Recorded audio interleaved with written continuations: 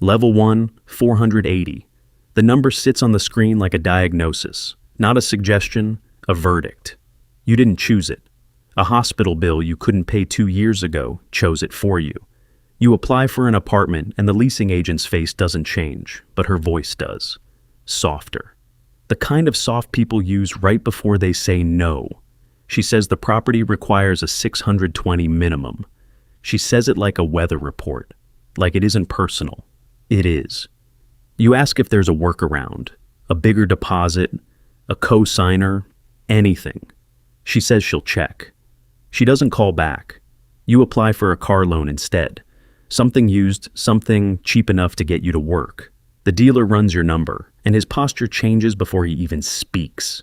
He quotes 21% APR like it's a favor.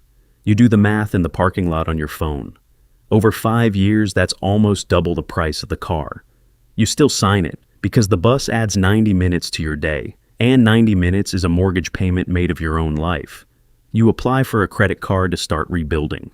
Denied. The letter says insufficient credit history, high utilization, recent delinquency. 3 reasons stacked on top of the one mistake that started this. You call the number on the letter, hold music loops twice.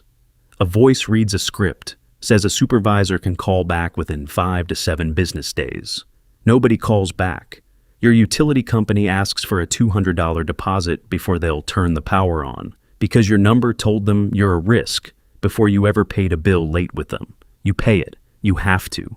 Warmth isn't optional. You check your score obsessively now, every few days, watching for movement that never comes. It sits there, flat, a locked door with your name on it. You start noticing the world is built on a number you didn't know you were being graded on until you failed it. The first rule, at 480, you're not judged for what you did. You're judged for what you might do again, forever, until the number says otherwise. Level 2, 580. You've made the minimum payments for a year straight. Nobody notices. The number moves, but barely. 10 points, 20. You apply for a secured card. They want $500 of your own money as collateral so they can lend it back to you at 26%. You read the terms twice. The way you'd read a contract you already know isn't in your favor. You take it anyway because a locked door is still a door. You use it for gas, only gas, and pay it off every month like a ritual. A promotion opens up at work, one that requires a background and credit check for a role-handling company funds. You don't get it. Nobody says why. You already know why. You apply for renter's insurance and the quote is higher than your coworkers, same coverage, same building, different number attached to your name. You ask the agent why.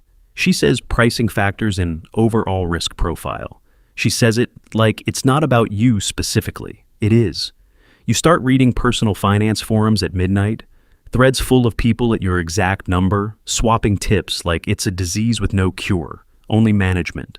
Someone posts that the average is around 715. You stare at that number the way you used to stare at your bank balance, like distance you can't close. The second rule, at 580, you're not invisible anymore. You're marked. Every application is a small trial, and the number testifies before you get to speak. Level 3, 680. Something shifts, not dramatically, quietly. A credit card company you never applied to sends a pre-approval letter with your name spelled correctly. You almost laugh. 18 months ago, they wouldn't take your call. Now they're mailing you offers unprompted. You apply for an apartment, and the leasing agent runs your number and just nods, doesn't mention a minimum, doesn't soften her voice before speaking. You get approved same day. You finance a car, and the rate is 9%. Not great, not the number your coworker gets, but survivable. The kind of rate that doesn't multiply the price of the car by 2. You cancel the secured card because you don't need collateral to prove you're trustworthy anymore. The number does that now. You notice the fear that lived in your chest for 2 years has gone quiet. Not gone, quiet. You still check your score, but it's habit now, not survival. The third rule, at 680, the system stops punishing you and starts tolerating you, and tolerance feels like relief until you realize how low the bar was. Level 4, 740. The offers change tone, rewards cards, travel points, cash back, the kind of mail that used to skip your address entirely. A mortgage broker runs your number during a pre-qualification call, and the rate quoted is nearly a full point below what you expected. You ask why, and he says it plainly: borrowers at your tier get the bank's best pricing. It's just how the model works. You buy a car, and the dealer doesn't even mention financing struggles, just asks how many years you want the term. Your insurance renews, and the premium drops without you calling anyone. The system rescored you automatically and passed the savings along quietly. You apply for a rewards card with a $10,000 limit, and it's approved in 90 seconds, the same amount of time it took to get denied 5 years ago for a card a tenth that size. You start to understand the number was never about honesty or character. It was about predictability, and you finally look predictable enough to profit from. The fourth rule: at 740, the bank stops asking if you're a risk and starts asking how much they can lend you before you even ask for it. Level 5, 800. You stop thinking about credit at all, which is the strangest part. The number that ruled your decisions for years becomes background noise. You walk into a dealership and negotiate the price of the car, not the interest rate, because the interest rate is no longer a variable worth worrying about. You refinance your mortgage and the broker calls you, not the other way around, because rates dropped and he wants your business specifically. Credit card companies compete for you now, offering sign-up bonuses worth more than what you used to make in a week at your first job.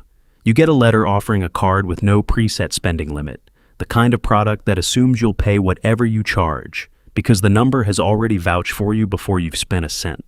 You remember the leasing agent's soft voice, the 21% loan, the $200 deposit for electricity, and you realize none of it was really about you as a person.